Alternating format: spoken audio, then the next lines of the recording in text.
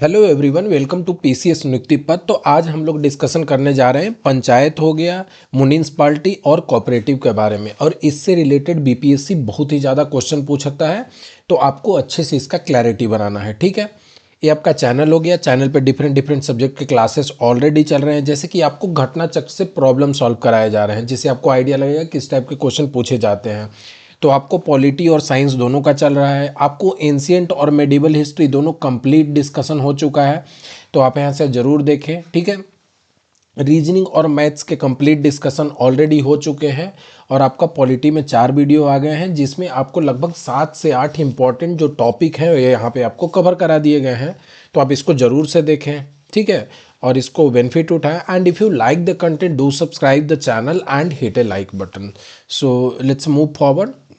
ठीक है, तो सबसे पहले पंचायत को समझने के लिए हम लोग को कुछ कॉन्सेप्ट हैं, क्या इसके पर्पस है, कॉन्स्टिट्यूशनल बेसिस क्या है, और इसका जो स्टेट, पहला स्टेट कौन सा, उसका एक बेसिक ओवरव्यू मैं दे देता हूँ। उसके बाद डिस्कशन को आगे बढ़ाते हैं। ठीक है, सबसे पहले कि इसका कॉन्सेप्ट क्या है, जो पंचायती राज सिस्टम, जो म्यूनिसिपालिटी हो गई, इसमें क्या है। तो पंचायती राज में क्या है, सबसे पहले रूरल और लोकल सेल्फ गवर्नमेंट, जो जैसे मान लिए कि डेमोक्रेसी जब इंडिया में सबसे पहली बार अगर बात करें कि फॉर्मल तौर पे आया 1947 में देश आज़ाद हुआ उसके बाद। ठीक है, यहाँ पे क्या था कि स्टेट गवर्नमेंट, जो पंचायती राज सिस्टम था उस समय नहीं था, तो उन चीज़ों को लेकर के लोकल सेल्फ गवर्नमेंट को लेकर के आया। जैसे मैंने आपको जब डीपीएसपी बताया था, तो डीपीएसपी में आपको मैंने क्या बोला था कि आर्टिकल 14 किस चीज़ से बात करता है। आर्टिकल 40 आपका पंचायती राज सिस्टम को ले लाने का बात बोलता है। ठीक है, यही चीज़ आगे चल के लोकल सेल्फ गवर्नमेंट जो होता है इसको इन्फोर्स करता है। ठीक है, तो पंचायती राज सिस्टम क्या हो गया, लोकल सेल्फ गवर्नमेंट, जो डिसेंट्रलाइज पावर का जो एग्जीक्यूशन होगा, कि जो जो जैसे सेंट्रल गवर्नमेंट हो गया, स्टेट गवर्नमेंट हो गया, उसके बाद जो निचला स्तर पे ग्रास रूट लेवल पे क्या होगा, आपका होगा लोकल सेल्फ गवर्नमेंट। इससे क्या होगा, इसका पर्पस क्या है कि जो डेमोक्रेसी है इसको ग्रास रूट लेवल पे लेकर जाना है, इसको जो है अंतिम व्यक्ति, जो बेसिकली जो गांव के लेवल पे डेमोक्रेसी को लेकर जाना है। ठीक है, तो ये मेन पर्पस हो गया इसका। कॉन्स्टिट्यूशनल बेसिस क्या है, ये देखिए बहुत ही इंपॉर्टेंट यहाँ से क्वेश्चन बनते हैं। तो आपको याद रखना है क्या कि 73rd कॉन्स्टिट्यूशन, जैसे आपको नंबरिंग याद होना चाहिए कि कौन से कॉन्स्टिट्यूशनल अमेंडमेंट में आपको क्या चीज़ आया था। जैसे अगर मैं आपसे पूछ दूँ कि ओबीसी का कॉन्स्टिट्यूशनल अमेंडमेंट जो है वो कैवा था, तो ये आप इसको कमेंट सेक्शन में मेंशन करें। थोड़ा सा इंटरेक्टिव बनाइए, जिससे आपको जो है ना याद रखने में चीज़ें आसानी होगी। ठीक है, 73rd किससे रिलेटेड हो गया। ठीक है, जीएसटी का कौन सा हो गया, ऐसे आपको सब मेमोराइज करके रखना पड़ेगा। फिलहाल अभी टॉपिक पे रहते हैं। 73rd कॉन्स्टिट्यूशनल अमेंडमेंट किसका बात करता है, ये आपको आया था 1992 में, और ये 24 अप्रैल 1993 को क्या हो गया था, इफेक्ट में आ गया था। ठीक है, 24 अप्रैल को ही हम बनाते हैं पंचायती डे, पंचायती राज डे। ठीक है, पंचायती राज डे, ये आपको याद रखना है। देखिए ये क्वेश्चन आ जाएगा। देखिए एक और चीज़ मैं बता दूं आपको, मैंने बताया था ना कि केशवानंद भारती केस बहुत ही जो इम्पोर्टेंट, जो कोर्ट का जजमेंट के आया था, Keshavananda Bharati versus state of Kerala, वो कब आया था, 24 अप्रैल 1973 को। तो ये 24 अप्रैल 1993 को इफेक्ट में आ गया था पंचायती राज। लगभग कितना, 73 से 20 साल बाद आ गया था, 24 अप्रैल को ही।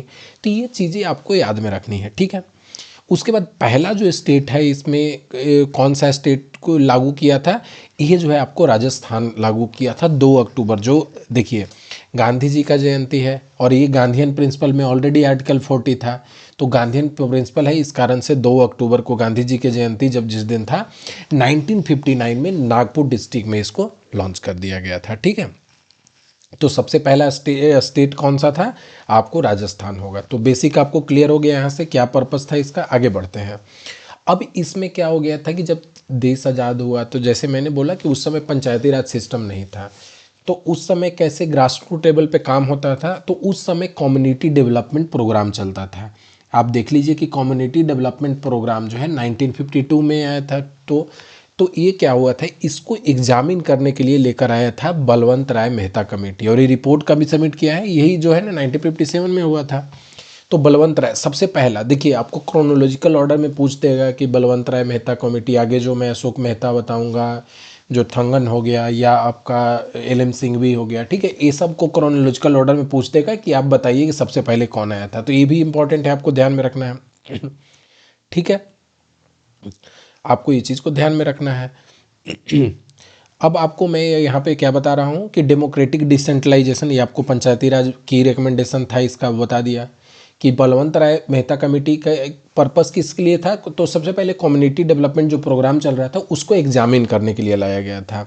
इसके रिकमेंडेशन क्या था, डेमोक्रेटिक डिसेंट्रलाइजेशन, जो बोलते हैं हम लोग कि ग्रास रूट लेवल पे डेमोक्रेसी को लेकर आना। ठीक है, इतने टीयर सिस्टम को लेकर के इन्होंने रिकमेंडेशन दिया था।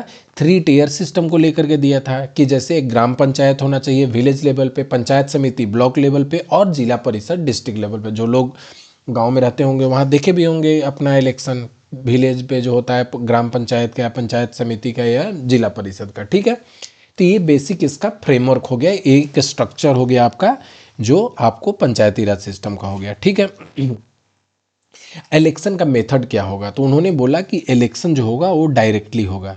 जो विलेज पंचायत में जो इलेक्शन होगा वो डायरेक्टली इलेक्टेड होगा, और पंचायत समिति और जिला परिषद को इनडायरेक्टली इलेक्ट किया जाएगा। ठीक है, ये सबसे पहले जो बलवंत राय मेहता कमेटी जब रिकमेंडेशन दिया था ये उसकी बात है। आगे मैं बताऊंगा कि फाइनली क्या हुआ, ये तो मैंने बीच के जो होते हैं ना पार्ट, वो मैं बता रहा हूँ कि ये जब ये सब बलवंत राय मेहता कमेटी का रिकमेंडेशन था। पंचायत समिति क्या होगा, एग्जीक्यूटिव बॉडी होगा, और जिला परिषद क्या होगा, एडवाइजरी और कोऑर्डिनेटिंग और सुपरवाइजरी बॉडी होगा। ठीक है, और जो इसके चेयरमैन होंगे वो कौन होंगे, जो जिला के डीएम होते हैं वो होंगे, डिस्ट्रिक्ट कलेक्टर होंगे। तो डिस्ट्रिक्ट कलेक्टर कौन होंगे, इसके चेयरमैन होंगे। ठीक है, ओवरऑल आइडिया लग गया कि बलवंत राय मेहता कमेटी क्या है। आगे बढ़ते हैं। इसके बाद अब उसके बाद जैसे मैंने यहाँ क्या बताया कि 1957 में आया था क्या, बलवंत राय मेहता कमेटी। फिर उसके बाद अगेन कमेटी बना, और कमेटी को 1977 में रिपोर्ट आया। एक कौन सा था, अशोक मेहता कमेटी। ठीक है, अशोक मेहता कमेटी में आपको ध्यान रखना है कि क्या बोला था कि 2 टीयर सिस्टम, जैसे वहाँ पे 3 टीयर सिस्टम था, यहाँ पे बोला कि नहीं भाई 2 टीयर सिस्टम लेकर आइए। तो कौन सा था, जिला परिषद हो गया, और एक आपका मंडल पंचायत पे हो गया। ठीक है, जिसका विलेज पॉपुलेशन का ये आपका नंबर दिया हुआ है। ठीक है, तो उनको मंडल पंचायत हो गया, और एक आपका जिला परिषद हो गया डिस्ट्रिक्ट लेवल पे। इसमें भी डिसेंट्रलाइजेशन का बात करता है कि डिस्ट्रिक्ट जो होंगे वो क्या होंगे, पहला फलक्रम होगा, पहला पॉइंट होगा जहाँ पे डिसेंट्रलाइजेशन होगा स्टेट। ठीक है ना, तो इस चीज़ का बात होता है।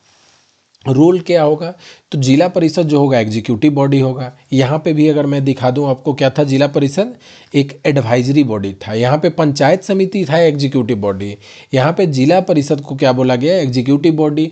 ठीक है ना, जो रिस्पॉन्सिबल होगा डिस्ट्रिक्ट लेवल पे जो प्लानिंग होगा। और इलेक्शन क्या होगा, official participation of political party at all level, compulsory power of the taxation. ठीक है, तो यहाँ पे ये भी बताया गया था कि जो टैक्सेशन का पावर को लेकर के भी मेंशन था, कंपलसरी था। ठीक है, तो ये आपको इलेक्शन कैसे होगा ये बताया गया था। आगे इसका बेसिक ओवरसाइट क्या था, तो state government should not supersede the Panchayati Raj system, कि जो पंचायती राज सिस्टम आप देखते होंगे ना कि पंचायती राज सिस्टम को उतना अभी भी उस लेवल पे नहीं पावर मिल रहा है। कहीं ना कहीं स्टेट गवर्नमेंट सुपरसीड करता है। सुपरसीड मतलब कि उसको ओवर पावर करना, उसके जो पावर है उसको कम करना, उनकी पावर को अपने हाथ में ले लेना। तो ये जो चीज़ें थी ये रिकमेंडेशन में मना किया था कि भाई आप सुपरसीड नहीं कर सकते हैं। I even in any case the supersede होता है तो विदिन 6 मंथ आपको इलेक्शन कराने ही होंगे। ठीक है, ये रिकमेंडेशन था। ठीक है, और बोला क्या कि इसको कॉन्स्टिट्यूशनल रिकॉग्निशन दीजिए। ठीक है, जैसे मैंने अभी बोला, आपके पूछा था कि ओबीसी को अभी कॉन्स्टिट्यूशनल रिकॉग्निशन मिला है, वो कौन सा अमेंडमेंट से मिला है, आपको मेंशन करने के लिए बोला है, आप ये जरूर से मेंशन करिएगा। तो वैसे ही पंचायती राज को रिकॉग्निशन मिलेगा किसका, कॉन्स्टिट्यूशन का, क्योंकि कॉन्स्टिट्यूशन में उस समय तक पंचायती राज सिस्टम मेंशन नहीं था, डीपीएसपी में मेंशन था। ठीक है, तो अब आगे बढ़ते हैं। उसके बाद और भी बहुत सारी कमेटियाँ हैं, जैसे जीवीके राव कमेटी हो गया, एलएम सिंघवी हो गया, ठंगन हो गया, और गैडगिल कमेटी हो गया। तो बेसिक ओवरव्यू देख लेते हैं। ये आपका हो गया 1985 में आया, और फिर उसके बाद एलएम सिंघवी 86 में आया, 88 में ठंगन आया, और गडगिल आ गया 1988 में। सबके क्या क्या रिकमेंडेशन थे। जीवीके राव क्या बोले, जीवीके राव का था कि जिला परिषद should be the pivotal importance, जिला परिषद को बोला गया कि इंपॉर्टेंस देना है।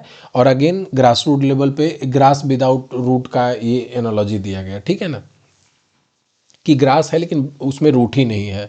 तो वही है ना, पंचायती राज सिस्टम इसलिए बहुत इंपॉर्टेंट है कि जो डेमोक्रेसी है वो ग्राउंड लेवल पे भी तो होना चाहिए ना। तो वही हो गया। And recommended district development commissioner.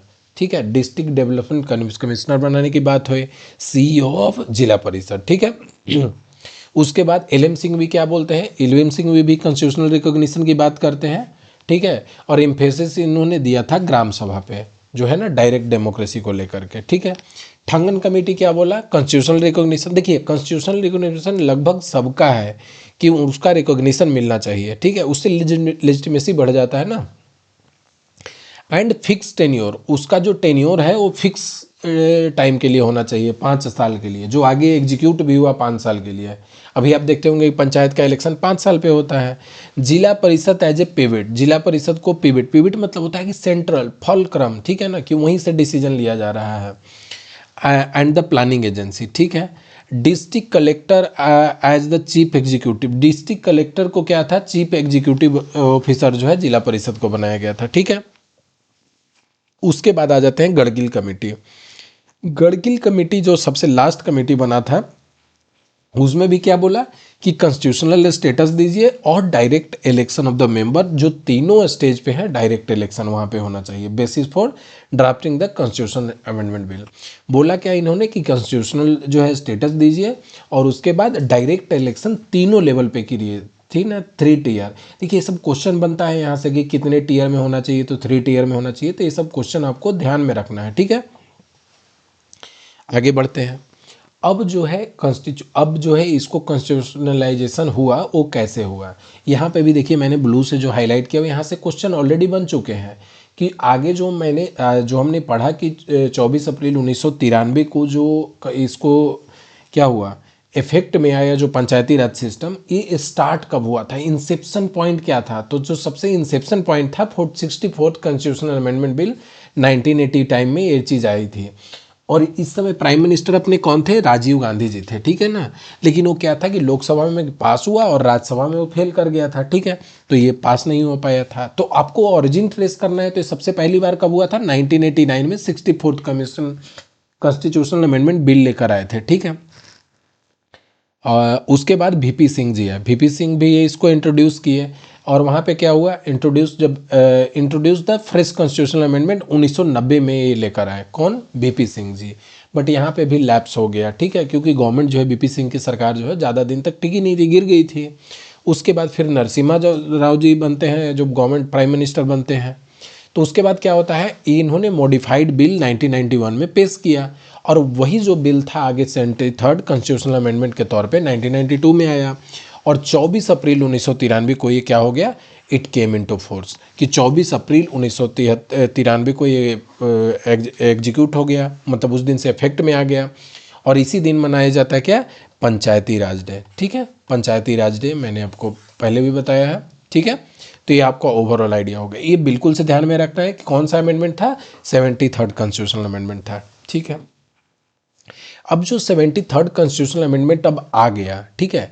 अब इसके बाद देखते हैं कि इसके क्या सिग्निफिकेंस थे, कॉन्स्टिट्यूशनल इम्पैक्ट क्या थे, गोल क्या थे, और इसके फाउंडेशन क्या थे, कि मतलब क्या इसका जो है ना मेन फाउंडेशन था, ठीक है। तो कॉन्स्टिट्यूशनल स्टेटस, इसका सिग्निफिकेंस क्या था कि पंचायती राज सिस्टम को यहाँ पे मिल गया कॉन्स्टिट्यूशनल स्टेटस। स्टार्ट कहाँ से हुआ था, स्टार्ट आपको मैंने बताया, यहाँ पे फिर से मैं दिखा देता हूँ। स्टार्टिंग में मैंने क्या बताया था आपको, स्टार्टिंग में मैंने बताया था कि डेमोक्रेसी, एक मिनट मैं कहीं मेंशन किया हूँ, हाँ, कम्युनिटी डेवलपमेंट प्रोग्राम से पंचायती राज सिस्टम नहीं था, और ये 1993 में जाकर के क्या बन गया, ये आपको इसको कॉन्स्टिट्यूशनल स्टेटस मिल जाता है, ठीक है, पंचायती राज इंस्टीट्यूशन को। PRI जब को उसका एब्रीविएशन आपको हर जगह देखने को मिलेगा, ठीक है ना। और यहाँ पे बोला गया कि रेगुलर इलेक्शन जो है वो मैंडेटरी है, मतलब कि अनिवार्य है, अनिवार्य तौर पे उनको रेगुलर इलेक्शन कराने होंगे, ठीक है। अब इसका कॉन्स्टिट्यूशनल इम्पैक्ट क्या है, ये कहाँ पे ऐड किया गया, तो ये पार्ट 9 में ऐड किया गया, ठीक है, पार्ट 9 में ऐड किया गया। और इसके आर्टिकल कहाँ से कहाँ है, आर्टिकल 243 से आर्टिकल 243O तक, जैसे 243A B C ऐसे करके होगा ना, तो आर्टिकल 243 से आर्टिकल 243O तक, ठीक है। आई कौन से शेड्यूल में मेंशन है, तो ये आपको 11 शेड्यूल में मेंशन है। पार्ट कौन से हो गए, पार्ट 9 हो गया, और शेड्यूल हो गए आपको कौन से शेड्यूल हो गए, 11 शेड्यूल। देखिए यहाँ से एक और क्वेश्चन बना हुआ है कि जो पंचायती राज सिस्टम है इसमें फंक्शनल आइटम कितने हैं, फंक्शनल आइटम कितने हैं, तो ये आपका 29 फंक्शनल आइटम है, ठीक है। कितने हैं टोटल? 29 फंक्शनल आइटम हैं। अब एक और चीज़ पूछा जा सकता है कि पंचायती राज सिस्टम जो है ये स्टेट सब्जेक्ट है, सेंटर सब्जेक्ट है, रेसिडुअल सब्जेक्ट है या कंकरेंट लिस्ट में आता है, आप बताइए। तो इसमें क्या होगा? इसमें स्टेट लिस्ट में आता है। ये जो जो जो आपको पंचायती राज सिस्टम है ये स्टेट लिस्ट में आता है। अगेन ये क्वेश्चन ऑलरेडी आ चुका है, ठीक है, ये क्वेश्चन भी आ चुका है और आपका 29 फंक्शनल आइटम है ये भी आ चुका है, तो आप जरूर से ध्यान में रखेंगे, ठीक है। इसका गोल क्या था?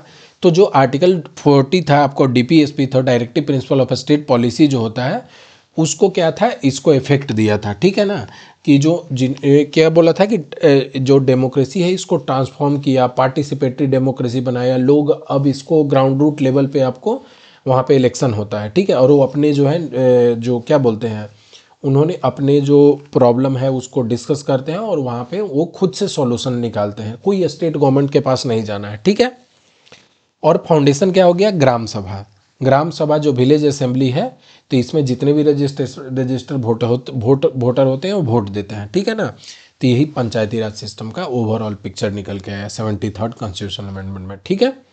24 अप्रैल को क्या हो गया था आपको? केम इनटू फोर्स 24 अप्रैल 1993 को, ठीक है, याद रखना है आपको। अब इसके कुछ सेलिएंट फीचर हैं, अगेन मैंने ऑलरेडी बता चुका है। स्ट्रक्चर क्या है? 3 टियर सिस्टम है, 3 टियर सिस्टम है, ठीक है ना। कौन से लिस्ट में है? स्टेट लिस्ट में है, ठीक है ना। स्टेट लिस्ट के 5वीं एंट्री जो है 7 शेड्यूल में है वो वहाँ पे मिल जाता है, ठीक है। तो ये आपको ध्यान में रखना है, ठीक है, मैंने बता दिया आपको। इलेक्शन आपको डायरेक्टली इलेक्ट होगा। चेयरपर्सन क्या होगा? इंटरमीडिएट। देखिए आपको ये भी ध्यान में रखना है कि मेंबर होंगे एट ऑल 3 लेवल, जो तीनों लेवल पे होंगे। आपको पंचायत लेवल पे, आपको क्या बोलते हैं, ग्राम सभा पंचायत समिति के लेवल पे, और आपको डिस्ट्रिक्ट लेवल पे जो जिला परिषद बोलते हैं, ठीक है ना। ब्लॉक लेवल पे रहता है उसको पंचायत समिति बोलते हैं। आपको 3 टियर सिस्टम क्वेश्चन में बन गया है ऑलरेडी, तो आपको ध्यान में रखना है। Member at all the 3 level directly elected, ठीक है ना। तो जितने भी होंगे मेंबर होंगे वो डायरेक्टली इलेक्ट होंगे। चेयरपर्सन जो होंगे इंटरमीडिएट जो डिस्ट्रिक्ट में होंगे, इंटरमीडिएट और डिस्ट्रिक्ट में जो चेयरमैन बनते हैं वो क्या होंगे? इनडायरेक्टली इलेक्ट होंगे, ठीक है। और उनको इलेक्ट कौन करेगा? ये जो मेंबर हम लोग जो तीनों लेवल पे इलेक्ट करेंगे वही जो है चेयरपर्सन को इलेक्ट करते हैं, ठीक है ना। Village chairperson. अभी क्या होगा? और village chairperson manner determine by state legislature के, जो विलेज के चेयरमैन होंगे, जो इंटरमीडिएट स्टेट पे आपको पता चल गया, ठीक है ना। और चेयरपर्सन का और विलेज लेवल पे ये आपको स्टेट लेजिस्लेचर बताएगा कि कैसे होगा, ठीक है। ड्यूरेशन 5 साल के होते हैं। जो आपने देखा होगा कि गांव में इलेक्शन जो है पंचायती राज में कितने साल के लिए होते हैं? 5 साल के लिए होते हैं। ये भी क्वेश्चन बन चुका है, जो भी आपका ब्लू से हाईलाइटेड है यहाँ पे क्वेश्चन ऑलरेडी बन चुका है, ठीक है। और ये इंपॉर्टेंट है, ये सब पूछे जाते हैं, ठीक है। और क्या होता है कि इलेक्शन जो है यहाँ पे अगर जो पीआरआई जो है पंचायती राज सिस्टम अगर डिजॉल्व होता है तो 6 महीना के अंदर आपको इलेक्शन करना पड़ेगा। कौन से आर्टिकल में ये चीज़ मेंशन है? आर्टिकल 243E में मेंशन है। आर्टिकल 243 में मेंशन है कि आपको 6 महीना के भीतर भीतर इलेक्शन कराने होंगे। तो यहाँ से क्लैरिटी बन गई। अब हो गया कि आपको इलेक्शन कंटेस्ट करना है तो कितना एज होना चाहिए? 21 साल होना चाहिए पंचायती राज सिस्टम के लिए, ठीक है। आप ये चीज़ मेंशन कर सकते हैं कि लोकसभा और आपको विधानसभा में अगर आपको जाना है तो आपके एज कितना होना चाहिए, इसको कमेंट सेक्शन में मेंशन करें, ठीक है। तो इससे आपको याद करने में, और जिनका करेक्ट होगा उन पे मैं हार्ट लाइक वहाँ पे दे दूंगा, जिससे आपको समझ में आ जाएगा कि आंसर करेक्ट है या रॉन्ग है, ठीक है। तो आपको इसको ध्यान में रखना है। तो कितना है? 21 साल आपको लोकसभा और क्या बोलते हैं विधानसभा का आपको मेंशन करना है, ठीक है, कमेंट सेक्शन में। अब इलेक्टोरल बॉडी होता है, ये कौन इलेक्शन कराता है? तो यहाँ पे इलेक्शन कराता है आपको स्टेट इलेक्शन कमीशन। अब जैसे लोकसभा हो गया, विधानसभा हो गया, इसका इलेक्शन कौन कराता है? तो आपको जो नेशनल लेवल पे होता है, सेंट्रल लेवल पे होता है इलेक्शन कमीशन, वो करता है। पंचायती राज का कौन करता है? स्टेट इलेक्शन कमीशन कराता है। अब इनके पास जो फाइनेंशियल रिव्यू होते हैं कि भाई जो पैसे के जो उनके रिव्यू होते हैं, तो हर 5 साल पे एक फाइनेंस कमीशन का गठन किया जाता है, ठीक है। और ये जो गठन होता है कौन करता है? स्टेट फाइनेंस कमीशन, ठीक है ना। और कौन करता है? गवर्नर, ठीक है ना। किस चीज़ का रिव्यू करने के लिए? इनके जो फाइनेंशियल स्टेटस है, फाइनेंशियल पोजीशन है, उनको रिव्यू किया जाता है जो पंचायती राज सिस्टम के, ठीक है। एक क्वेश्चन यहाँ से बनता है कि ये जो है फाइनेंशियल रिव्यू के लिए कौन करता है? तो यहाँ पे ध्यान देना है, सीएम नहीं करता है, कौन करता है? गवर्नर। वेरी इंपॉर्टेंट, आप यहाँ से क्वेश्चन निकल सकता है, ठीक है। अब इसके नॉन अप्लीबिलिटी के कहाँ अप्लाई नहीं होते हैं, तो ये आपको नागालैंड हो गए, मेघालय हो गए, मिजोरम हो गए, यहाँ पे जो शेड्यूल एरिया, जो ट्राइबल एरिया है, यहाँ पे आपको क्या होंगे? अप्लाई नहीं होंगे। यहाँ पे कुछ अलग आपको पैसा के थ्रू होता है, तो आपको मैं आगे बताऊंगा, ठीक है ना, कि पंचायती राज जो उसका एक्सटेंशन जो एक्ट आया था, आगे आपको डिस्कशन में मैं बताऊंगा कि उससे क्या होता है, ठीक है। तो ये आपको ओवरऑल आइडिया लग गया कि कहाँ कहाँ कैसा है, ठीक है। आगे बढ़े। अब यहाँ पे आ गए हम लोग रिजर्वेशन। अब जैसे पंचायती राज सिस्टम है, जैसे अभी आपको मैं अगर बोल दूं कि नारी शक्ति बंधन अधिनियम आया, 106 कॉन्स्टिट्यूशनल अमेंडमेंट, ये भी आपको दिमाग में रखना है, क्वेश्चन बन जाता है। आपको मैच द फॉलोइंग में पूछेगा, तो आपको क्या करना है? बिल्कुल से याद रखना है। 106 क्या हो गया? नारी शक्ति बंधन अधिनियम। आपको कमेंट सेक्शन में मेंशन करें कि ये कब आपको कब से ये चीज़ जो है जो फोर्स में आ जाएगा, ठीक है। ये तो ऑलरेडी बिल पास हो चुका है, तो आपको इसको मेंशन करना है, ठीक है। फिलहाल अभी पंचायती राज पे आते हैं। पंचायती राज सिस्टम में एससी एसटी को क्या मिला है? रिजर्वेशन मिला है, ठीक है ना। और रिजर्वेशन कितना मिला है? तो उन प्रोपोर्शन टू देयर पॉपुलेशन, जो है ना, उनको जितना पॉपुलेशन है उनका, उसके आधार पे उनका उतना परसेंटेज जो है मिलना चाहिए। कौन सा आर्टिकल मेंशन है? आपको आर्टिकल 243 डी मेंशन है, ठीक है। आर्टिकल 243 ई में क्या क्या मेंशन है? ये जो 5 साल का इलेक्शन होता है, ये मेंशन है, ठीक है। ड्यूरेशन, तो ये भी क्वेश्चन आपको यहाँ से बन सकते हैं, वेरी इंपॉर्टेंट है, that's why it has been highlighted, ठीक है। वुमेन, आप पंचायती राज सिस्टम में 1/3 से कम तो सीट जो है पंचायत में वुमेन के लिए क्या है? रिजर्व है, ठीक है ना। Total seat member chairperson at each level, जितने भी लेवल पे हैं उनके 1/3 मेंबर क्या होने चाहिए? वुमेन होने चाहिए, ठीक है। अब आ जाते हैं बैकवर्ड क्लास। तो बैकवर्ड क्लास को लेकर के क्या है कि यहाँ पे कोई ऐसा वॉलेंटरली जो है ना, वॉलेंटरी प्रोविजन है, मतलब कि यहाँ मैंडेटरी नहीं है। स्टेट लेजिस्लेचर जो है अपने स्टेट में बैकवर्ड क्लासेस को अपने तरीके से जो आपके डिफरेंट रिस्पेक्टिव स्टेट में जो एग्जीक्यूटेबल है उनको एग्जीक्यूट किया जाता है, ठीक है। तो ये स्टेट के ऊपर, स्टेट लेजिस्लेचर के ऊपर कंप्लीटली छोड़ दिया गया है, ठीक है। वेरी इंपॉर्टेंट, ये आपको सेंटेंस में बना के ये सब क्वेश्चन पूछे जाते हैं, ठीक है। आगे बढ़ते हैं। ये तो ऑलरेडी पूछा जा चुका है, एससी एसटी कौन सा आर्टिकल हो गया? 243D। ड्यूरेशन के लिए कौन सा आर्टिकल हो गया? 243E। बिल्कुल से याद रखना है। आगे बढ़ते हैं। अब यहाँ पे कुछ कंपलसरी और कुछ जो है वॉलेंटरली प्रोविजन है, ठीक है। कंपलसरी प्रोविजन क्या है? तो ये जो है एस्टेब्लिश करना है क्या? 3 टियर सिस्टम, ठीक है ना। तो ये आपको ध्यान में रखना चाहिए। और except for the 20 lakh population जो है, यहाँ पे एक एक्सेप्शन बनता है, ठीक है।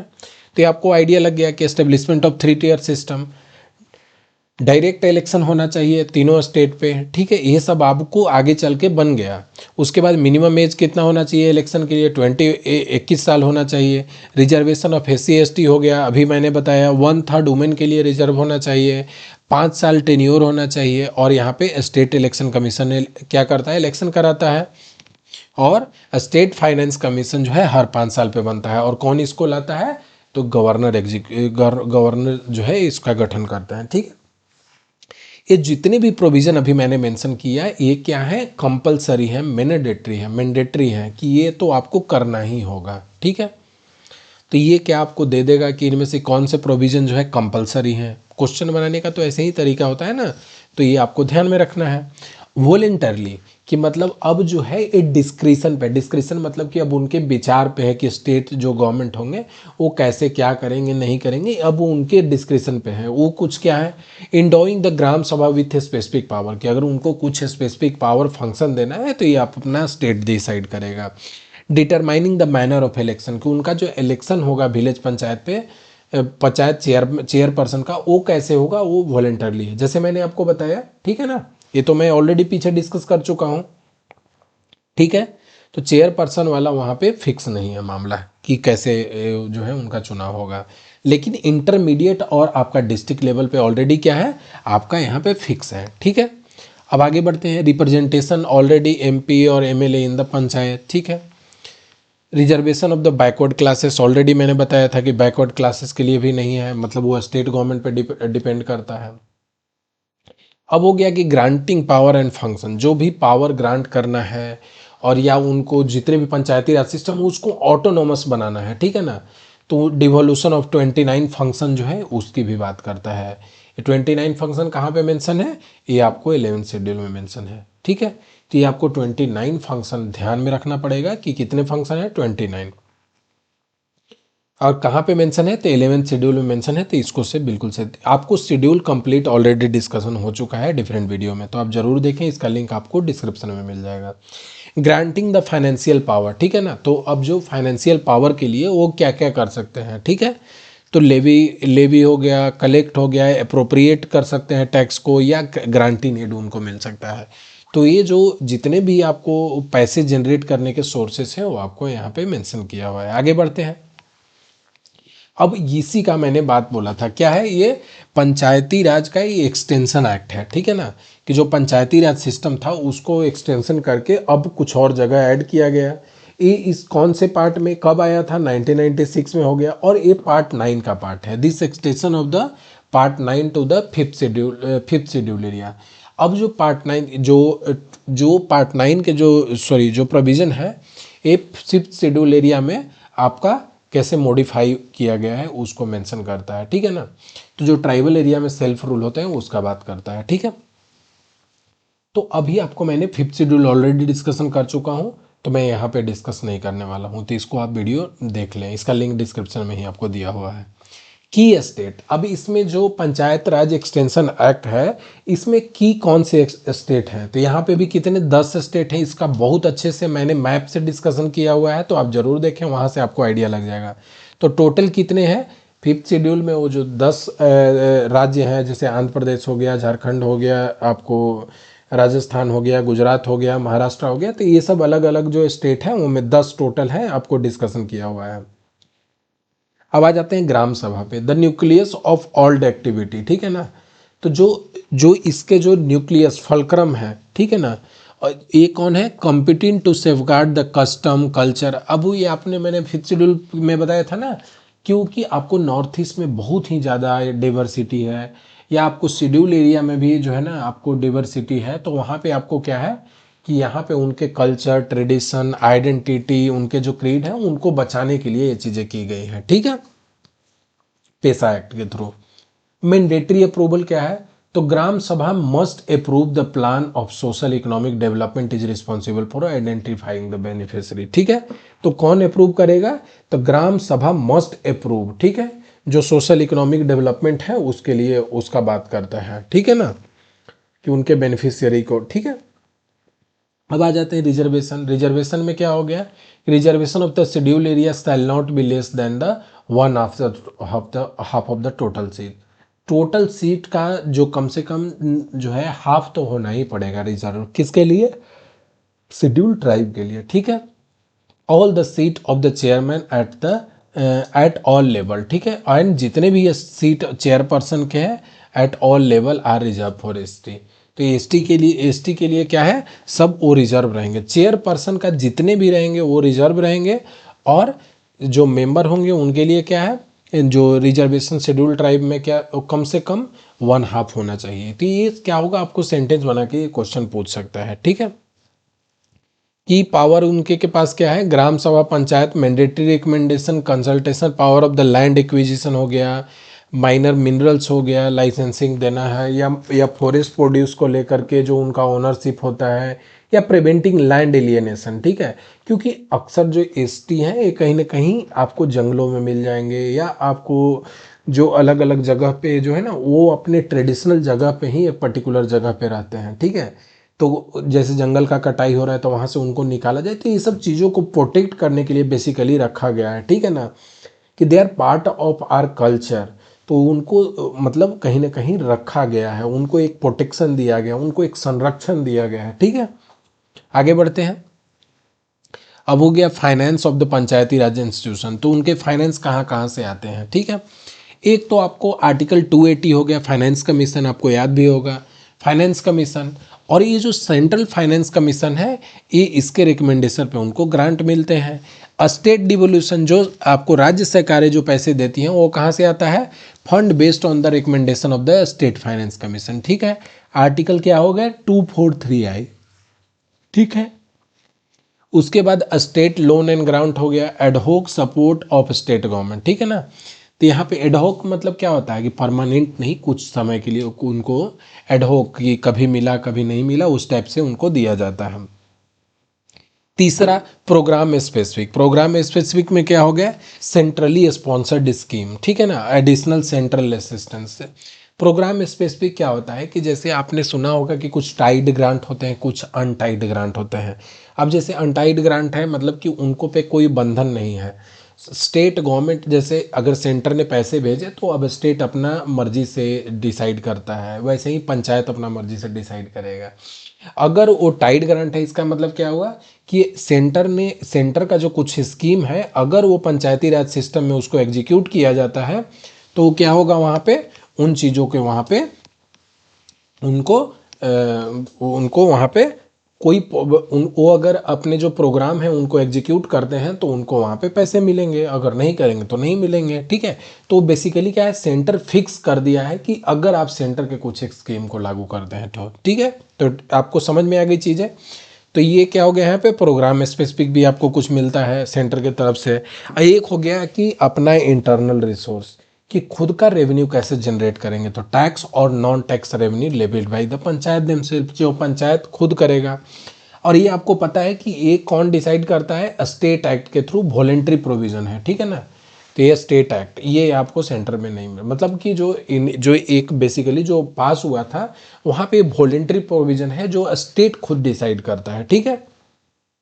आगे बढ़ते हैं, अब हम लोग आ जाते हैं म्यूनिसपालिटी को थोड़ा डिस्कस कर लेते हैं। तो अब हम लोग अर्बन लोकल गवर्नेंस को समझते हैं। अर्बन लोकल गवर्नेंस क्या हो गया, ये जो होते हैं, जो स्टेट क्या करता है, इसको डिमार्केट करता है। इसको कौन डिमार्केट करता है, डिमार्केशन मतलब कि उसको डिलीनिएट करना, डिसाइड करना कि कौन से पार्ट में जो है अर्बन लोकल गवर्नेंस है वो डिसाइड होता है। कौन करता है, तो स्टेट गवर्नमेंट करता है, ठीक है। तो गवर्नेंस जो है अर्बन एरिया का, इलेक्टेड रिप्रेजेंटेटिव होते हैं, कोई भी एक जो जुरिस्डिक्शन उसका है स्पेसिफिक अर्बन एरिया, ठीक है, कोई एक पर्टिकुलर एरिया में किया जाता है। और ये कितने टाइप के होते हैं अर्बन लोकल गवर्नमेंट, ये टोटल 8 तरह के होते हैं। कौन कौन से, municipal corporation, municipality, notified area committee, town area committee, cantonment board, township, port trust और स्पेशल पर्पस एजेंसी। इसका हम लोग अच्छे से डिस्कशन करने वाले हैं क्योंकि यहाँ से क्वेश्चन बनते हैं। यहाँ पे किसका सेंट्रल ओवरसाइट होता है, कौन कौन से मिनिस्ट्री के अंतर्गत आते हैं, जैसे ministry of housing and urban affair हो गया। कंटोनमेंट बोर्ड जो है वो किसके अंतर्गत आता है, मिनिस्ट्री ऑफ डिफेंस के अंतर्गत आता है, ठीक है। और जो यूनियन टेरिटरी जितने भी हैं वहाँ पे कौन करता है, आपको मिनिस्ट्री ऑफ होम अफेयर के अंदर आता है, ठीक है। तो ओवरऑल मैंने यहाँ पे डिस्कशन कर दिया। आगे बढ़ते हैं, हिस्टोरिकल कुछ जो इसके जो कैसे अर्बन लोकल गवर्नमेंट थे, इसका इवॉल्व कैसे हुआ उसका एक बार थोड़ा सा आइडिया ले लेते हैं, ठीक है। यहाँ से भी क्वेश्चन बनते हैं। जैसे अगर मैं ये बोलूँ कि 1688 में पहली बार जो है फर्स्ट म्यूनिसिपल कॉर्पोरेशन सेटअप हुआ था, आपको पूछ देगा फर्स्ट म्यूनिसिपल कॉर्पोरेशन कौन था, तो वो मद्रास को बनाया गया था, ठीक है ना, डाउन साउथ में, ठीक है। उसके बाद ये 1688 समझ लीजिएगा, अंग्रेज आए थे, आने के बाद 1600 में आए थे, तो लगभग 80-88 साल के बाद ये चीज़ें हुई थी। 1870 में क्या बना था, लॉर्ड मायो का रिजोल्यूशन आया था, visualise the development of local self government, ठीक है। तो जो लोकल सेल्फ गवर्नमेंट जो पहली बार अगर बात किया जाए तो लॉर्ड मायो रिजोल्यूशन जो आया था उसमें उस चीज़ को विजुलाइज किया गया था, ठीक है। म्यूनिसिपल कॉर्पोरेशन सेटअप मद्रास में 1688 में ही हो गया था। 1817 में कौन, तो लॉर्ड मायो रिजोल्यूशन आया था जिसमें क्या विजुलाइज किया गया था, development of the local self government, ठीक है ना। और जो फाइनेंशियल डिसेंट्रलाइजेशन की बात हुई थी उसके बाद लॉर्ड रिपन आते हैं, ठीक है। लॉर्ड रिपन बहुत ही इंपॉर्टेंट है, क्यों, क्योंकि held as a Magna Carta of local self. Magna Carta इसलिए सेंस में बोला जाता है कि बहुत ही इंपॉर्टेंट, ठीक है, one of the central point. Ripon को क्या बोला जाता है, father of the local self government. देखिए ये क्वेश्चन आपको हिस्ट्री में भी पूछा जाता है कि father of local self government कौन हो गया, रिपन हो गया, ठीक है। तो ये आपको ध्यान में रखना है। और जो 1817 में जो विजुअलाइजेशन हुआ था किसका, आपको डिसेंट्रलाइजेशन लोकल सेल्फ गवर्नमेंट का किसने किया था, ये लॉर्ड मायो ने किया था, आपको ध्यान में रखना है ये बात, ठीक है। अब ये जो कॉन्स्टिट्यूशनल प्रिकर्सर मतलब कि पहले के जो कॉन्स्टिट्यूशनल प्रिकर्सर, जो कॉन्स्टिट्यूशन में आगे आया, इसके पहले कहीं कॉन्स्टिट्यूशन में मेंशन था, तो हाँ, जैसे गवर्नमेंट ऑफ इंडिया एक्ट जो 1990 जो आपको ब्रिटिश इंडिया था उस समय 1919 के एक्ट में भी लोकल सेल्फ गवर्नमेंट को ट्रांसफर सब्जेक्ट में डाला गया था, ठीक है। 1935 में declare as the provincial subject, तो ये अब छोटा सा पॉइंट है, आप ध्यान में रख सकते हैं। उसके बाद कॉन्स्टिट्यूशनलाइजेशन जो हुआ आपको, जो 74th कॉन्स्टिट्यूशनल अमेंडमेंट 1992 में हुआ, ठीक है। ये कब हुआ था? 73 में आपका पंचायती राज बताया था, और ये भी कब? 24 अप्रैल को। ये भी क्या, सॉरी, ये इसका जो इफेक्टिव डेट कब है? 1 जून 1993 को। 24 अप्रैल 1993 को पंचायती राज आ गया था, और अर्बन लोकल गवर्नमेंट का जो लेकर के कब आया था? ये आपको 1 जून 1993 को। ये क्वेश्चन यहाँ से बन सकता है, ठीक है। एम क्या था इसको? Revitalise and strengthen the urban government, जो अर्बन गवर्नमेंट होते हैं उनको स्ट्रेंथन करने को लेकर के था, ठीक है। और जो इनके जो कॉन्स्टिट्यूशनल स्टेटस जो म्यूनिसिपालिटी को हो, इनको दिया गया था, कॉन्स्टिट्यूशनल स्टेटस दे दिया गया था उस समय, जैसे पंचायती राज को दिया गया था, ठीक है। अब पाथ इनके पास जो हुआ लॉ, इसके कैसे हैं? तो सेम है, राजीव गांधी ने लेकर आया था। फिर उसके बाद ऐसे ही, जैसे अभी आपने पढ़ा था पंचायती राज में कि राजीव गांधी लेकर आए थे, उसके बाद कौन? वीपी सिंह लेकर आए, और फाइनली नरसिम्हा राव के टाइम में ये पास हो गया था, ठीक है। तो आपको एक बेसिक ओवरव्यू जो मेमोरी लेन में आपको दिमाग में होना चाहिए कि कैसे कैसे चीज़ें हुई हैं, ठीक है। कौन से पार्ट में मेंशन है? ये आपको पार्ट 9A में मेंशन है, ठीक है। कौन से पार्ट में? पार्ट 9A में, ठीक है। आर्टिकल इसके कहाँ से कहाँ है? तो आपको 243 से लेकर के 243 ZG तक। अभी आपको जब मैं पंचायती राज बता रहा था, तो पंचायती राज में कहाँ से था? 243 से 243 ओ तक था, ठीक है। तो ये सब आपको ध्यान में रखना है। ये किसके लिए था? पंचायती राज के लिए था, ठीक है। यहाँ से आपको समझ में आ गई चीज़ें, ठीक है। तो ये कहाँ पे मेंशन है? पार्ट 9A में मेंशन है, ठीक है। आर्टिकल आपको मैंने बता दिया 243P से लेकर के ZG। न्यू जो 12th शेड्यूल ऐड हुए, कंटेन 18 फंक्शनल आइटम। वहाँ पे कितने टोटल फंक्शनल आइटम थे? 29 थे। पंचायती राज में टोटल 29 फंक्शनल आइटम थे, और वहाँ पे कितने थे? यहाँ पे कितने? 18 है। देखिए, ये 29 ऑलरेडी पूछा जा चुका है, तो हो सकता है कि आपको ये पूछा जाएगा, तो बहुत ही इंपॉर्टेंट है, तो ध्यान में रखना है, ठीक है। रिलेटेड टू आर्टिकल, इसमें जो 12th शेड्यूल में ऐड किया गया है 18 फंक्शनल आइटम, कौन से आर्टिकल में मेंशन है? 243W। आपको मैंने 243D बता दिया है, आर्टिकल 243E बता दिया है, ठीक है। तो एक ड्यूरेशन हो गया, और 243 जो आपको ई था वो आपको ड्यूरेशन को लेकर के हो गया, और 243W आपको हो गया 12th शेड्यूल में जो 18 फंक्शनल आइटम है उनसे रिलेटेड हो गया, ठीक है। आई होप सबको यहाँ तक समझ में आया होगा, और रिजर्वेशन से भी रिलेटेड था। मैं ओवरऑल जितने भी चीज़ें छोटे छोटे पार्ट जो पूछे जाते हैं ऑलरेडी बता चुका हूँ। आगे बढ़ते हैं। अब उसके कुछ सेलिएंट फीचर हैं, आपको स्ट्रक्चर इसका कैसा है इसको समझ लेते हैं। सबसे पहले 3 टाइप ऑफ म्यूनिसिपालिटी होते हैं, ठीक है। 3 टाइप, और एक कौन सा आर्टिकल में मेंशन है? 243Q, ठीक है ना। 3 टाइप ऑफ म्यूनिसिपालिटी कौन कौन से? नगर पंचायत, म्यूनिसिपल काउंसिल और म्यूनिसिपल कॉरपोरेशन, ठीक है। नगर पंचायत क्या हो गया? ट्रांजिशनल एरिया, कि जो अभी गांव से शहर बन रहा है, धीरे धीरे शहरीकरण हो रहा है, तो जो ट्रांजिशन एरिया होता है उसको क्या बोलते हैं? नगर पंचायत में पहले रखा जाता है। उसके बाद क्या हो जाते हैं? उसके बाद म्यूनिसिपल काउंसिल बन जाते हैं, जो स्मॉलर अर्बन एरिया होता है। लार्जर अर्बन एरिया होता है, उसको हम लोग क्या बोलते हैं? म्यूनिसिपल कॉरपोरेशन बोलते हैं, ठीक है। तो ये आपको आइडिया होना चाहिए। हो सकता है पूछ दे, ट्रांजिशनल एरिया होगा उसको क्या बोलते हैं? नगर पंचायत बोलते हैं। म्यूनिसिपल काउंसिल हो गया स्मॉलर अर्बन एरिया, ठीक है। अब इनके कंपोजिशन क्या है, कि कौन कौन लोग इसको कंस्टिट्यूट करते हैं, ठीक है। जितने भी मेंबर होते हैं डायरेक्टली इलेक्ट होते हैं, किसके द्वारा? Elected from the ward. तो ये वार्ड से जितने भी मेंबर हैं वो इलेक्ट होते हैं, ठीक है। स्टेट जो लेजिस्लेचर है, ये इनके इलेक्शन को डिटरमाइन करता है कि कैसे इलेक्शन होगा, ठीक है ना। तो कौन डिसाइड करता है? स्टेट लेजिस्लेचर करता है, ठीक है ना। और यहाँ पे representation of the MP, MLA and the experienced individual जो है यहाँ पे अलाउड है, ठीक है।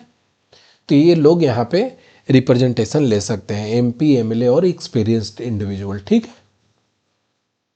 अब आ जाते हैं कमेटी। तो वार्ड कमेटी हो गया। एक ward committee mandatory for municipality. Municipality अगर है तो पॉपुलेशन जिनका 3 लाख और 3 लाख से ज़्यादा है, वहाँ पे आपको वार्ड कमेटी भी देखने को मिलेगा, ठीक है। कहाँ पे मिलेगा? म्यूनिसिपालिटी में, ठीक है। And provision of other committee by state legislation. अब कोई अलग अलग कमेटी बनेगा, वो आपको स्टेट गवर्नमेंट जो है डिसाइड करता है। स्टेट गवर्नमेंट कहने का मतलब कि स्टेट लेजिस्लेचर, जहाँ से लॉ बनते हैं विधानसभा में, ठीक है। उसके बाद हो गया ड्यूरेशन एंड रिजर्वेशन की भाई उनका टाइमिंग क्या है। तो 5 साल के लिए यहाँ पे भी किया जाता है, 5 साल, ठीक है, 5 साल वहाँ पे भी था। अगर उसको डिजॉल्व प्री मेच्योरली किया जाता है तो आपको 6 महीना के अंदर क्या होगा, इलेक्शन कराने पड़ेंगे। सेम पॉइंट है, रिपीट करने का कोई फायदा नहीं है। जो रिजर्वेशन ऑफ सीट हो गया क्या, SC ST का वही सेम जो जैसे पंचायती राज में था, SC ST में क्या, प्रोपोर्शन टू देयर पॉपुलेशन। यहाँ पे भी वुमेन को लेकर भी सेम है, 1/3 जो है वुमेन के लिए रिजर्व है। और reservation for office of chairperson for backward classes is provided by state legislature. जो चेयरपर्सन में जो रिजर्वेशन है वो स्टेट लेजिस्लेचर डिसाइड करता है, ठीक है। State election commission, state election commission आपको पता है कि ये इसका इलेक्शन कराता है, ठीक है ना, उसी को सुप्रिटेंड करता है, ठीक है। उसको डायरेक्शन कंट्रोल जो इलेक्टोरल रूल का जो जितने भी प्रोसेस है ये कौन कंडक्ट करता है, ये आपको स्टेट इलेक्शन कमीशन करता है। जैसे लोकसभा और राज्यसभा का कौन करता है, आपको सेंट्रल इलेक्शन कमीशन जो नेशनल लेवल पे होता है वो करता है, ठीक है। यहाँ पे क्लैरिटी बन गया, हो गया ड्यूरेशन एंड रिजर्वेशन। अब इसके जो फाइनेंसेस कहाँ से आते हैं, ऑडिट होता है, प्लानिंग कैसे होता है, उसको समझ लेते हैं, ठीक है। तो स्टेट फाइनेंस कमीशन, जैसे कि मैंने बताया था आपके पंचायती राज सिस्टम में स्टेट फाइनेंस कमीशन कौन गठन करता है, तो ये गवर्नर करते हैं, बहुत इंपॉर्टेंट है। रिव्यू द, अब ये जो बनाया जाता है स्टेट फाइनेंस कमीशन, इसको हर 5 साल में बनाया जाता है, ठीक है। और यही जो है रिकमेंड करते हैं principle, tax sharing, grant in aid, measure to improve the financial health, कि कैसे उनके फाइनेंशियल हेल्थ को बढ़ाया जाए, ठीक है। कि जो आपको म्यूनिसपालिटी हो गए, जो भी अर्बन लोकल गवर्नमेंट है, उनके कैसे जो है पैसे, उनके जो फाइनेंसेस को मजबूत किए जाए, ठीक है। फाइनेंस को लेकर के म्यूनिसपालिटी जो है क्या कर सकता है, levy collect and appropriate the taxes. वो टैक्स को कलेक्ट, लेवी कर सकता है, कलेक्ट कर सकता है और उसको अप्रोप्रिएट भी कर सकता है, ठीक है। टैक्स जो ड्यूटी फी हो गया ऑथराइज बाई स्टेट लेजिस्लेचर, ठीक है। तो स्टेट लेजिस्लेचर जो भी डिसाइड करेगा उस बेसिस पे किया जाता है। और ग्रांटिंग एड जो है स्टेट कंसोलिडेटेड फंड से मिलता है। जैसे आपको अगर एग्जांपल के तौर पे अगर मैं बोल दूं कि जो स्टेट कंसोलिडेटेड फंड ऑफ, अगर बिहार के रेफरेंस में बोलूं, तो वहां से डिसाइड होता है कि पैसे क्यों कितने जो है आपको ग्रांटिंग एड के तौर पे दिया जाएगा, ठीक है। आई होप सबको क्लियर हुआ होगा। एक होता है डिस्ट्रिक्ट प्लानिंग कमेटी और दूसरा होता है मेट्रोपॉलिटन प्लानिंग कमेटी। दोनों कमेटी के बारे में समझ लेते हैं, ठीक है। ये आपका जो डिस्ट्रिक्ट प्लानिंग कमेटी है, ये क्या करता है, कंसोलिडेट द प्लान पंचायत और एंड म्यूनिसपालिटी, ठीक है ना। तो जितने भी प्लान है उसको कंसोलिडेट करता है, उसको क्या करता है, बिल्डअप करता है। 4/5 of the member elected member of the district panchayat. अब यहाँ पे एक और बहुत ही इंपॉर्टेंट पॉइंट है, ठीक है। तो अब जो इलेक्टेड मेंबर होते हैं डिस्ट्रिक्ट पंचायत और म्यूनिसपालिटी के, ठीक है, तो वो यहाँ पे वो क्या होता है, 4/5 मेंबर जो है इलेक्ट किए जाते हैं, ठीक है, बाई किसके द्वारा, elected by the member of district panchayat और म्यूनिसपालिटी से, ठीक है। ये यहाँ पे जितने भी डिस्ट्रिक्ट पंचायत और म्यूनिसपालिटी हैं वहाँ से इनको इलेक्ट किया जाता है, 4/5 मेंबर, ठीक है।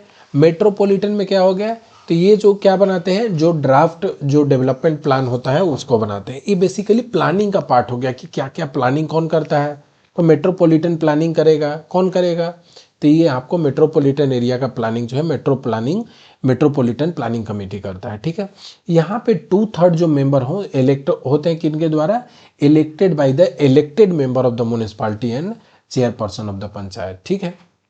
डिस्ट्रिक्ट प्लानिंग कमेटी में कौन आते हैं, 4/5 मेंबर, उनको किसके द्वारा इलेक्ट होते हैं, elected by the elected member of district panchayat और म्यूनिसपालिटी। वही जबकि मेट्रोपॉलिटन प्लानिंग कमीशन के लिए कौन होता है, तो यहाँ पे elected member of the municipality and chairperson of the panchayat, ठीक है। क्लैरिटी मिल गया कि पैसे वो कहाँ से जुटाते हैं। अब उसके बाद प्लानिंग कैसे करते हैं कि कौन कौन चीज़ें क्या करना है, तो उसके लिए दो आपको डिस्ट्रिक्ट प्लानिंग कमेटी और मेट्रोपॉलिटन प्लानिंग कमेटी हो गया, ठीक है। कितने मेंबर उसको इलेक्ट होते हैं, तो यहाँ पे आपको 4/5 मेंबर ऑलरेडी बता चुका हूँ। अब मेट्रोपॉलिटन जो प्लानिंग कमेटी है इसमें 2/3 हो गया। तो आपको कंप्लीट यहाँ पे डिस्कशन हो चुका है। आगे बढ़ते हैं।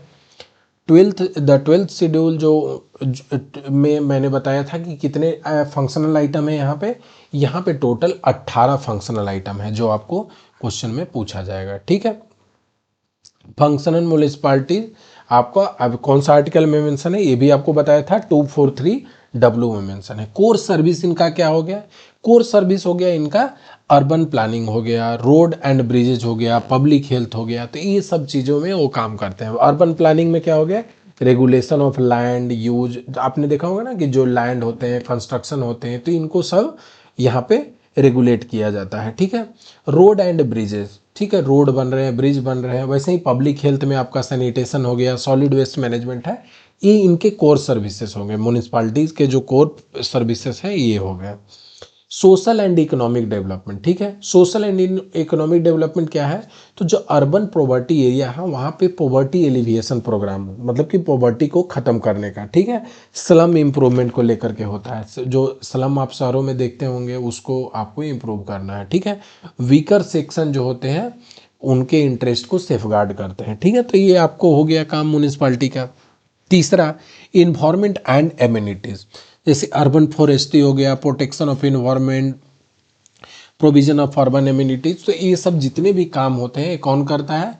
और जो स्टेटिस्टिक्स मेंटेन होता है, जैसे जो कितने लोग जन्म लिए, कितने लोग मर गए, तो इनका कौन करता है, ये भी आपका हो गया फंक्शन हो गए म्यूनिसपालिटीज़ के। ठीक है, तो ये आपको बता दिया। आगे बढ़ते हैं।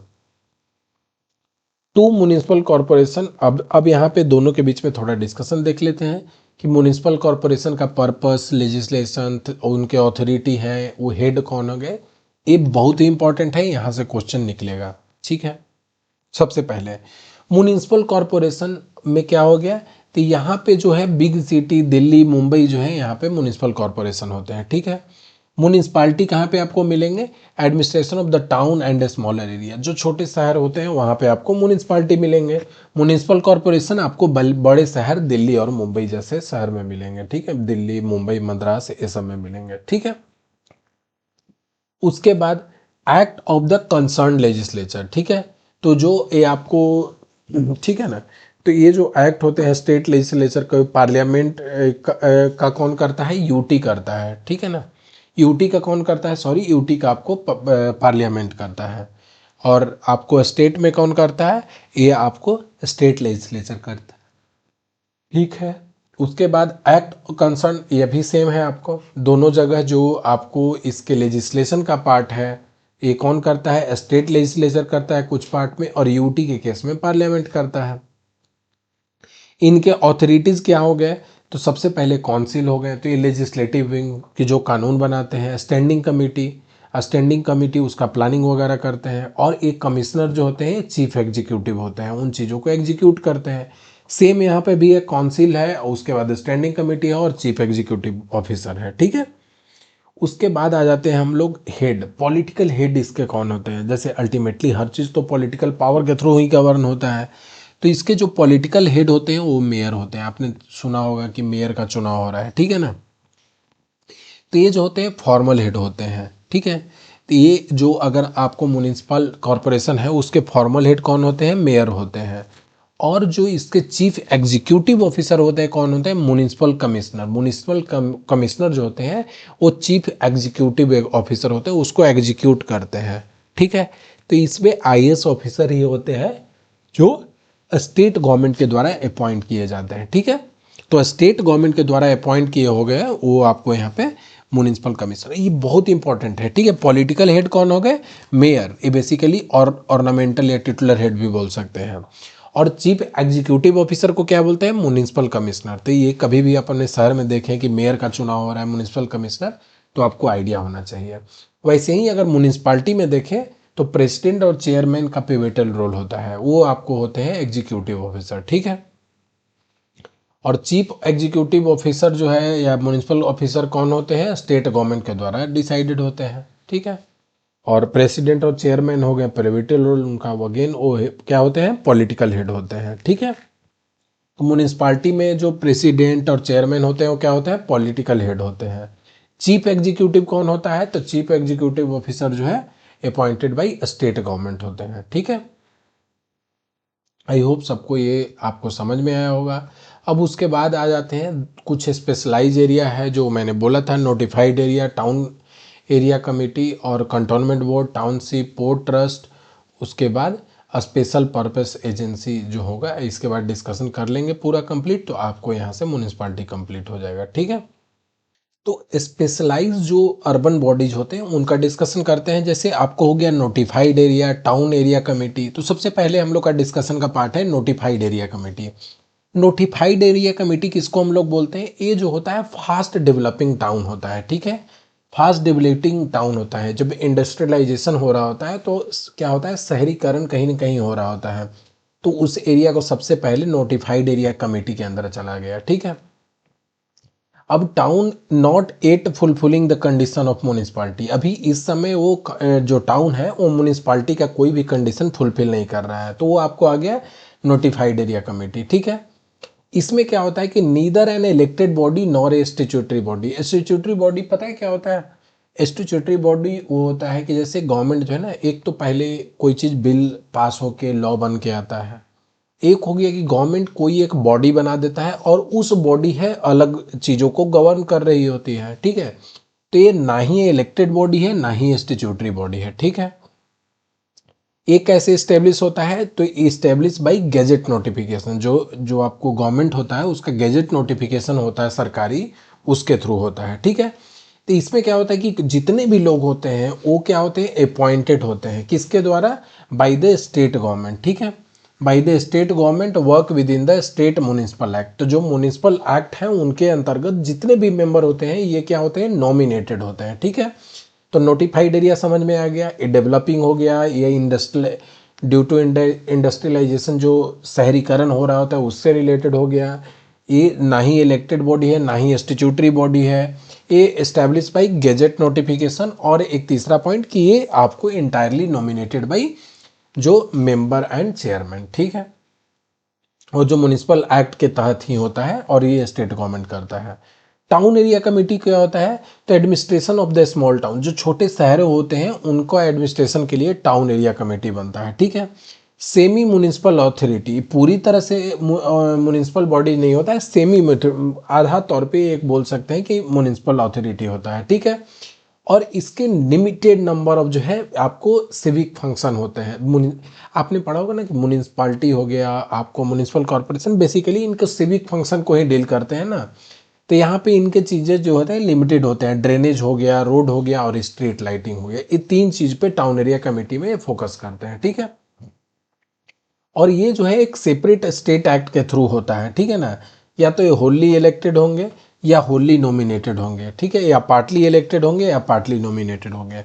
तो जो नोटिफाइड एरिया कमेटी में इंटायरली नॉमिनेटेड होते हैं, टाउन एरिया कमेटी में आपको यहाँ पे होली या पार्टली इलेक्टेड या अनइलेक्टेड भी हो सकते हैं, नॉमिनेटेड जिसको बोलते हैं। ठीक है, तो अभी तक हमने क्या किया, दो पार्ट का डिस्कशन कर लिया। तो दो पार्ट का डिस्कशन में यहाँ पे क्या आ गया, यहाँ पे आपका आ गया आपको आपको nominated sorry notified area committee और टाउन एरिया कमेटी। ठीक है, इसका डिस्कशन हो गया। आगे बढ़ते हैं, कंटोनमेंट बोर्ड।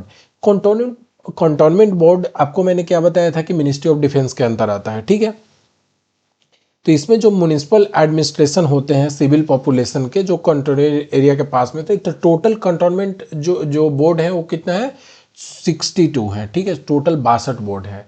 और ये जो गवर्न होता है कंटोनमेंट एक्ट के थ्रू गवर्न होता है, जो एडमिनिस्ट्रेटिव कंट्रोल होता है डिफेंस मिनिस्टर के पास होता है। ठीक है, सेंट्रल गवर्नमेंट में जो डिफेंस मिनिस्ट्री है उसके पास होता है। ठीक है, इसमें पार्टली इलेक्टेड और पार्टली नॉमिनेटेड होते हैं। प्रेसिडेंट जो होते हैं मिलिट्री ऑफिसर होते हैं। ठीक है ना, वो एक्स ऑफिसियो जो क्या होता है, चेयरमैन होता है। ठीक है, तो ये प्रेसिडेंट कौन हो गया, मिलिट्री ऑफिसर होता है। ठीक है, तीसरा पार्ट एग्जीक्यूटिव ऑफिसर जो होता है वो कौन अपॉइंट करता है, तो प्रेसिडेंट ऑफ इंडिया। तो एग्जीक्यूटिव ऑफिसर जो है आपको सेंट्रल कैडर का आपको प्रेसिडेंट ऑफ इंडिया अपॉइंट करता है। ठीक है, तो आपने यहाँ पे देख लिया, प्रेसिडेंट हो गया, मिलिट्री ऑफिसर रहता है, और executive officer appointed by president of India. एक किस चीज़ का हो गया, कंटोनमेंट बोर्ड का हो गया। टाउनशिप में क्या होता है, ये टाउनशिप जो होता है ये लार्ज पब्लिक इंटरप्राइज जो होते हैं to provide the civil amenity and the staff housing near the plant. ठीक है, तो ये जो एस्टेब्लिश किए जाते हैं ये किसके द्वारा, लार्ज एंटरप्राइज जो होते हैं ये उनके द्वारा किए जाते हैं, ठीक है ना, कि जो भी सिविक एम्यूनिटीज है उसको प्रोवाइड करने के लिए, ठीक है। इसके लेजिस्लेशन कंट्रोल, इसके क्या हो गया, extension of the bureaucratic structure of the enterprise, ठीक है, ये पार्ट हो गया। तीसरा, इसके कंपोजिशन क्या होता है, नो इलेक्टेड मेंबर, इसमें भी कोई इलेक्टेड, जैसे हम लोग ने नोटिफाइड एरिया कमेटी में पढ़ा था ऐसे यहाँ पे भी कोई इलेक्टेड मेंबर नहीं होते हैं, ठीक है। टाउन एडमिनिस्ट्रेटर होते हैं और ये कौन अपॉइंट करता है, जो इंटरप्राइज जो देखता है उसको लेकर के करता है। तो इंटरप्राइज जो है वो टाउनशिप को डील करता है।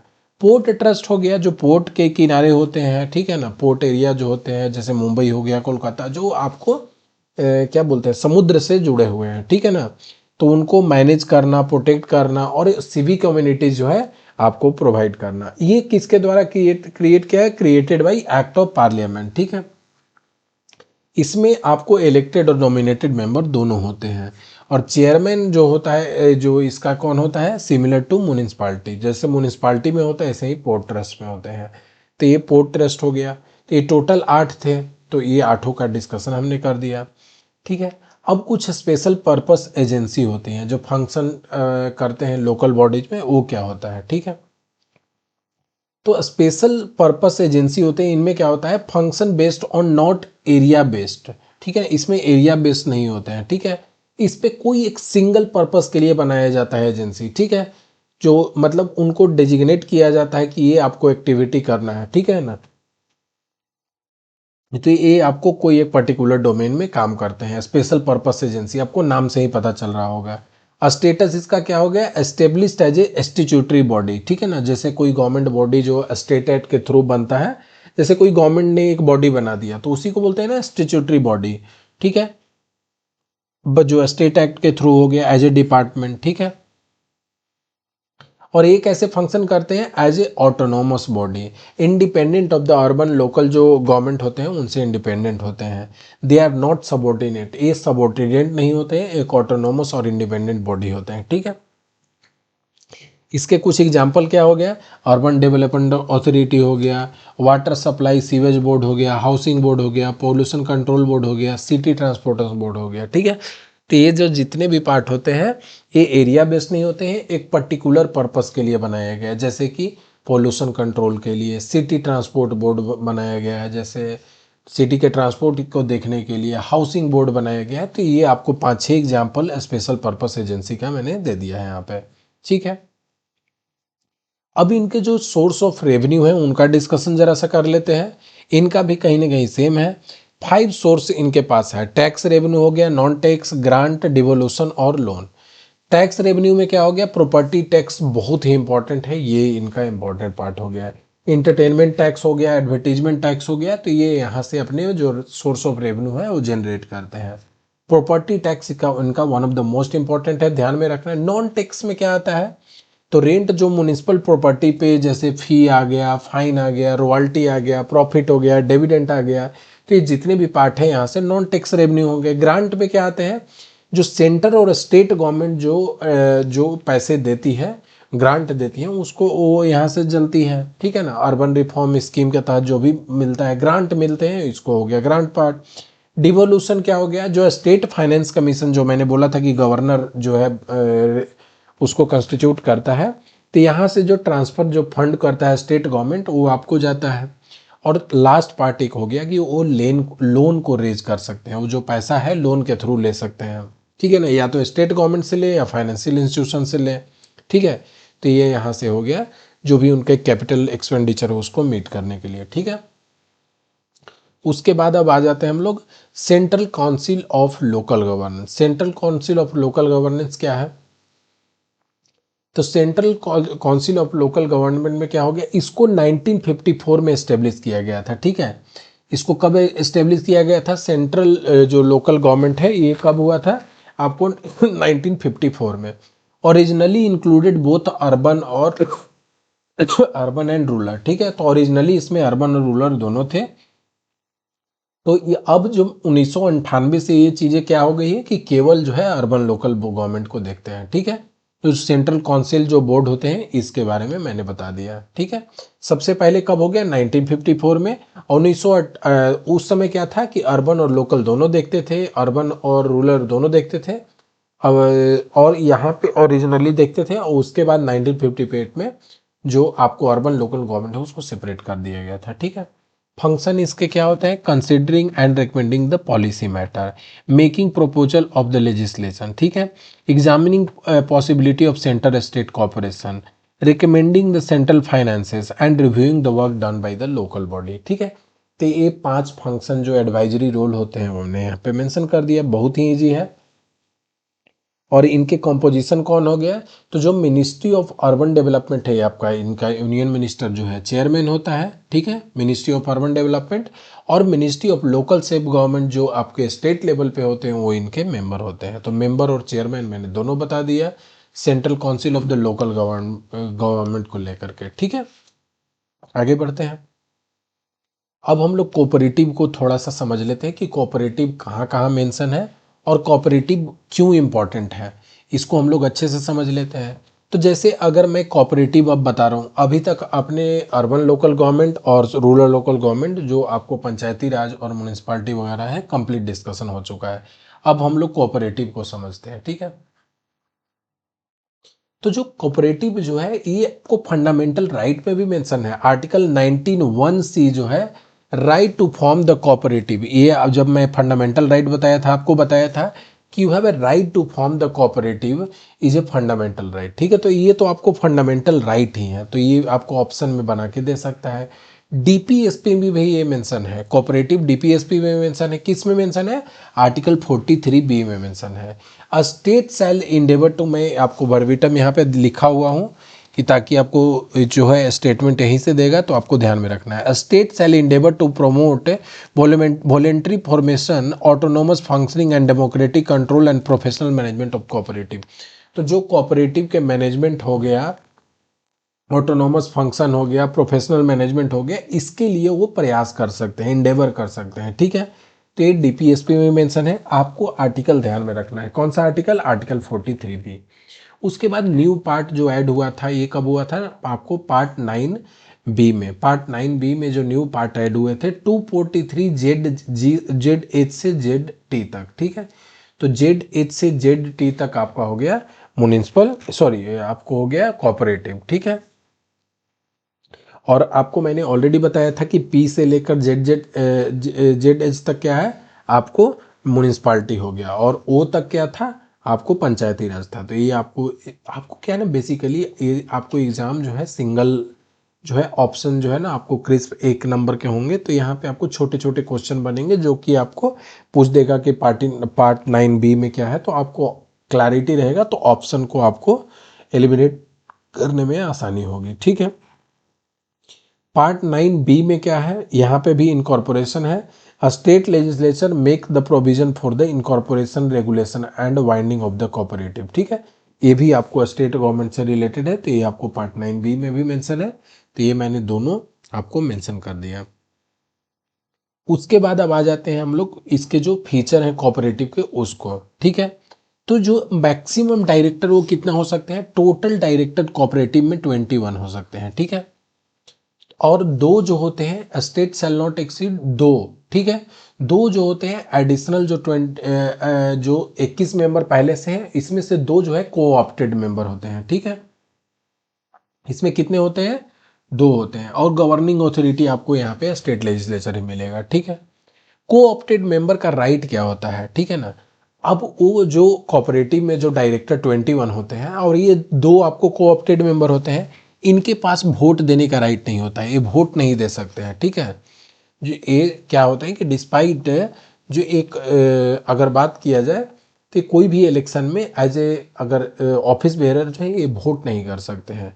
रिजर्वेशन क्या हो गया कि 1 seat in each for SC ST and 2 seat for women. तो कोई भी अगर बोर्ड है उसमें आपको एक एक सीट SC ST के लिए है और 2 सीट महिला के लिए है, ठीक है। इनके ऑफिस के टर्म कितने होता है, 5 साल के लिए होता है जिस डेट में इलेक्शन हुआ है, ठीक है। इलेक्शन बोर्ड क्या हो गया, तो must be conducted before the expiry of the term of the out going board. तो जो बोर्ड है वो आउट गोइंग मतलब कि वो रिटायर कर रहे हैं उसके पहले इलेक्शन हो जाना चाहिए, ठीक है। और एक कौन करता है, स्टेट लेजिस्लेचर, ठीक है, to control the election of the west of the body provided by the state legislature, ठीक है। ऑफिस बियरर कौन होते हैं यहाँ पे, an elected person of the cooperative society, president हो गए, सेक्रेटरी हो गए और ट्रेजरर हो गए। तो ये आपको इलेक्टेड पर्सन जो ऑफिस बेयरर होते हैं, ठीक है। तो आपको यहाँ से कंप्लीट कोऑपरेटिव के बारे में आइडिया लग गया कि 21 डायरेक्टर होते हैं, 2 कोऑप्टेड होते हैं, राइट। जो 2 कोऑप्टेड होते हैं उनके पास वोटिंग का राइट नहीं होता है, एससी एसटी का एक मेंबर होना चाहिए, 2 सीट वुमेन के लिए होना चाहिए, 5 साल का टर्म होता है और उनके एक्सपायरी के पहले आपको इलेक्शन करा। तो ये आपको कंप्लीट डिस्कशन आपको यहाँ पे करा दिया गया है आपको म्यूनिसिपालिटी, पंचायत और कोऑपरेटिव का, ठीक है। एंड अगर आपको कोई भी डाउट होता है, ये आपको जो क्लासेस हो इसका पीडीएफ आपको टेलीग्राम पे मिल जाएगा, और अगर आपको कोई डाउट है तो कमेंट सेक्शन या यू टेलीग्राम पे मैसेज कर सकते हैं, ठीक है। And you keep on learning. और इसको आपको पीडीएफ कहाँ मिल जाएगा, टेलीग्राम पे मिल जाएगा। तो आप अच्छे से पढ़ाई करें, कोई भी डाउट होता है तो आप ज़रूर से पूछें, और आगे आपको इसका क्वेश्चन जो है आपको घटना चक्र से बहुत ही जल्द मिल जाएगा, ठीक है। तब तक के लिए आप सीखते रहें, keep on learning, keep growing. Thank you so much.